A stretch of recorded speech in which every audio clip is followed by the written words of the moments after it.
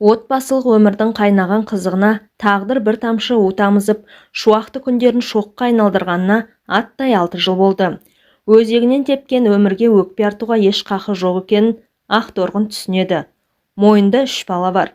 Солар үшін кезіккен жұмысты шеңгелінен олжасын шығармайтын бүркітше жармасып алып, бір әулеттің 3 бірдей аманатын жалғыз өзі арқалап келеді. Бар тапқан тіршілігіне тек талғажау ғана, өзін ұмытқалы қашан. Әсем мүсінді әйел екенін есіне алғысы келмесе де, түн түссе тамыры тырысып, тынысы жиілей береді. Оның бар құпиясын жалғыз жастығы ғана біледі. Сол жастығын ары да, бері де жұмарлап, әр жеріне бір салып, әбден сарсаңға түседі де, ұйқыға кетеді. Күндіз кейде ерлерді көрсе денесін әлсіз діріл шарпып өтетін болды. Күндерден күн асқан сайын Ақторғынның еркекті көксеуі жиілене берді. Кейде қиялына ерік беріп, ойша әйелдік әлеміне күйеуін әкеледі. Бірақ іштегі жыбырлаған құрттар суық санасы су сепкендей басып тастап, өмірдің сүрлеуіне қайта салып жібереді. Бір жұмысынан шыққан соң кеш бата екінші жұмысына жүгіріп, жан таласып жүргенде жарнамаға көз түсті. Жұмыс жайлы қылт еткен хабарламаны жібермейтін әдетіне басып, көрсетілген номерге хабарласты. Жас суретші натурщица қажет екенін айтты. Беретін ақысы да тәп-тәуір, неге бармасқа? Мені онда кім танып жатыр? Жарты сағат жалаңаш отырамын да, ақшамды алып үйге қайтамын деп, өзімен өзі кеңесті де ертесі кешқұрым жұмысынан шығып айтылған жерге барды. Ескілеу сары үйдің қасына келіп телефон шалды. Кіре беріңіз. 2-ші қабат 5-ші пәтер. Ақторғын қысыла-қысыла 2-ші қабатқа көтерілді. Есікті сұңғақ бойлы, тегіс бетін қысқа тік басқан аққұба жігіт ашты. Денесі де көз тартарлықта екен. Оны шолақ жең ақ жейдесі одан сайын айқындап тұр. Ақторғын үйге кірді. Үйдің күлімсіз сасыған иісі жігіттің қоңыр тіршілікке шетін аңғартты. Жігіт бөлмеге қарай нұсқап, кіре беріңіз, қысылмаңыз деді. Ақторғын ала көлеңке бөлменің төрінде аяғы сынып бір жағына қарай қисайған диванға қарай беттеді. Оның артында ескі матадан тігілген шымылдық ілініп тұр екен. Ақторғын соның артына барып шешініп шықты. Суретші болса да еркек қой. Еркектің алдында шешінбегелі қашан. Суретшіге тура қараудан ұялып, бүктетілген күйе қырымен тұрып, қайтып отырайын деп сұрады. Сіз менен ұялмаңыз, мен сізге тек материал ретінде қараймын. Тізеңізді бүгіп, артқа қарап отырыңыз деді. Жас суретші жағымды дауыспен. Ақторғын суретші айтқандай амалмен отырды. Суретші қаламмен қағаз бетін әрлі-берлі сытырлатып жатыр. Ақторғынның аяғы талып кетті. Сол кезде суретші де, болды, киіне берсеңіз болады деді. Ақторғын жігіттен бір басқа бірдеңе күткендей отыра берді. Нәпсісіне 6 жылдан бері таңылған тұсауды ағытқысы келгендей, екі аяғын алдына қарай асықпай созды. Суретші оның қалауын сезгендей жайлап жақындады. Шашын сипап қолын иығына салды. Ақторғын ер адамның иісін аңсап жүргенін жасыра алмай, көзін жұмып шалқайыңқырады. Суретші жігіт екі түймемен ғана ілініп тұрған жейдесін үстінен жұлып алып лақтыра салды да, Ақторғынның мойнын ыстық жалынмен сүйе бастады. Ақторғын суретшінің жауырынын сипалай берді. Бейтаныс жігіт Ақторғынды қарулы қолмен өзіне қарай бұрып алып, қапсағай денесімен құшағына қысып балқытып жатыр. Жігіттің ыстық лебі Ақторғынды елтіп, әсер емеуріне тартып әкетті. Суретші Ақторғынды ыстық күрең шайды еріген тәтті балдай әбден жіпсітті. Тіршіліктің темір қазығы тәніне енгенде Ақторғын өмірден тоя тала бастады.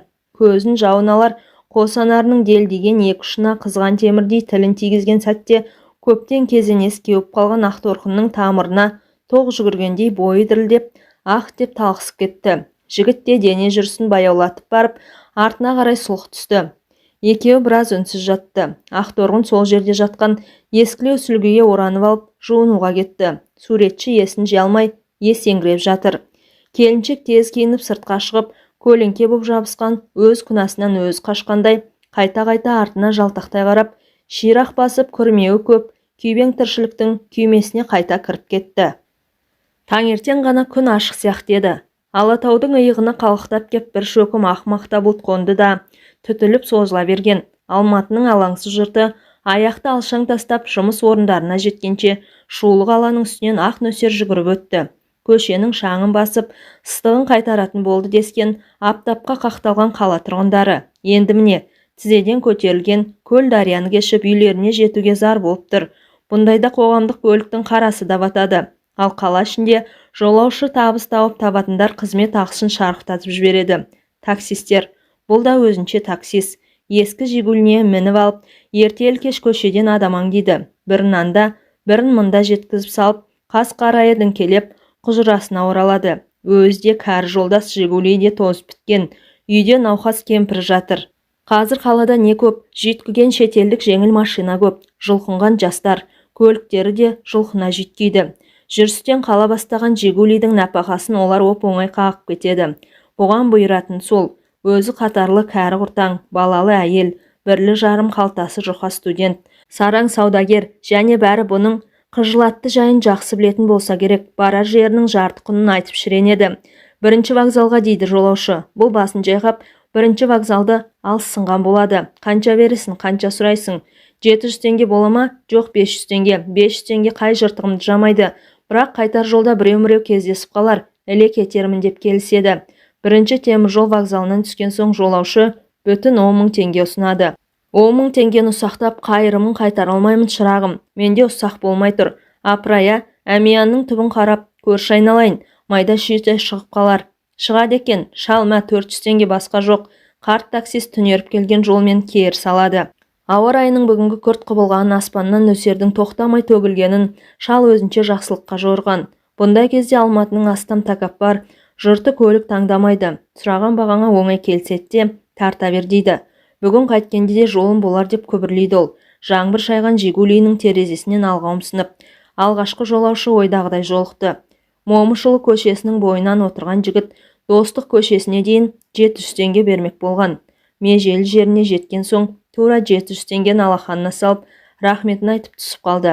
Ал енді алып, шаһардың орталық көшесін сүзіп өтсе 700 теңгеден де артық ақша ұсынатындар шығып қалуы мүмкін. Әлде Достықты бойлап, төмен құлдилап, сосын қайыра өлген жөн бе екен. Кәрі Жигулидің иесі осы бақытты құп көрген.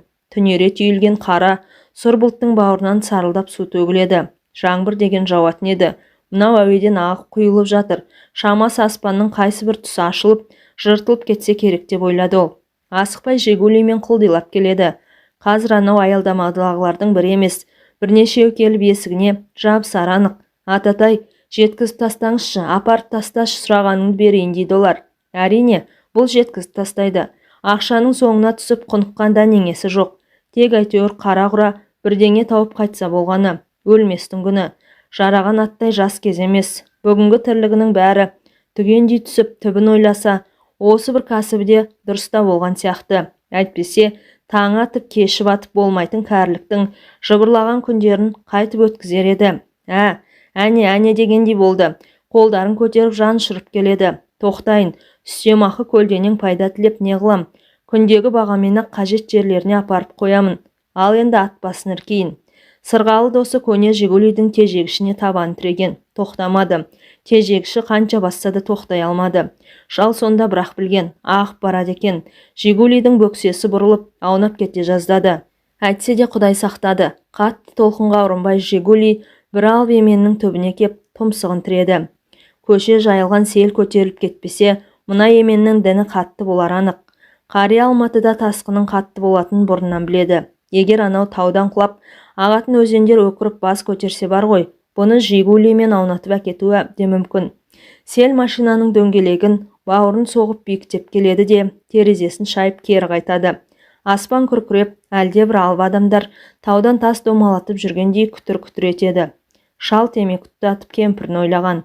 Іле өзенінің өкінішпен өтіп келе жатқанын өмірінде ойлап кетті. Кемпірі бұның қойнына кемпір боп кірген жоқ әрине. Жастықтың қамсыз мұңсыз жауапсыз күндерінің бірінде табысыпты. Ұзаққа созбай бірден бас құрапты болды.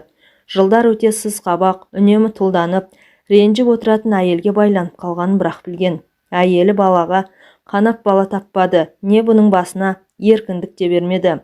Ал бұл бедеу қатыннан кете алмады. Өйткені оған жаны ашитын. Неге екенін үнемі жаны ашып тұратын. Оны орта жолда қалдырсам, опасыздық істеген боламын дейтін өзіне. Сол үшін үнсіз, жым-жырт өмір сүруге үйренді. Кейін тіпті еті өліп кеткен, таңқаларлығы еңкейген шағында егделіткен қарттыққа бет бұрғанда өзіне өзінің жаны ашитын шығарды.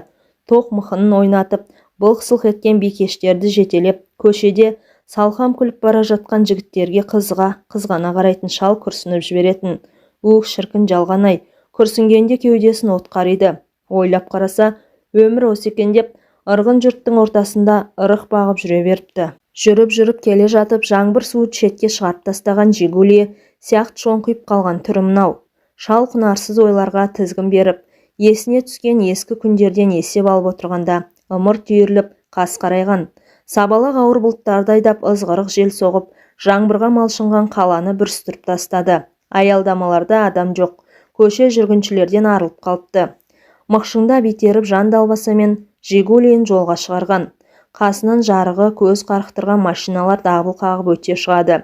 Шал иығанып иленіп біткен әмиянның ішіндегі барын есептеп келеді. Кешегіден 1300 теңге қалған, әлгіндегі 700 теңге, сонымен 2000 теңге, үстіне 500 теңге қосса жетеді. Соған қанағат. Тепкілеп мінуге үйренген кәрі сүйек көк Жигули күрк-күрк жөтеліп жолға түскен. Шал үйдегі дертті кемпірін ойлады. Бейшара, орнынан тұрып бір қасық қара суын іше алады ма екен, жоқ па? Күйі кеткен ескі құжырасын ойлап және қамықты. Іргесінен су жүгіріп кетпеді ме екен? Көңілі түсіп, қашқан аспандай құлазып, уайым жетектеген қария үйіне асыққан. Кенет алдағы аялдамада бүрісіп дір-дір еткен қызыл көйлекті қызды көріп қалды. Шалдың көзіндегі от әлі сөне қоймаған екен. Жолаушы тасуды кәсіп еткен тірлігінде ол жанарының осы жылтына шүкіршілік ететін.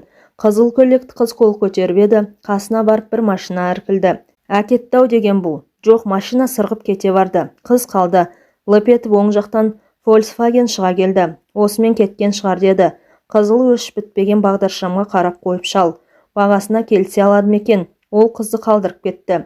Жүрегі әнтек жиі қағып қызыл көйлекті қыздың қасына тақағанда Жигулидің тежегішіне аяқ тіреген. Жаңбырға міленіп әбден тоңдау байқыс. Сайына домостроительная деді қыз, аузы икемге әрең келіп. Отыра ғой.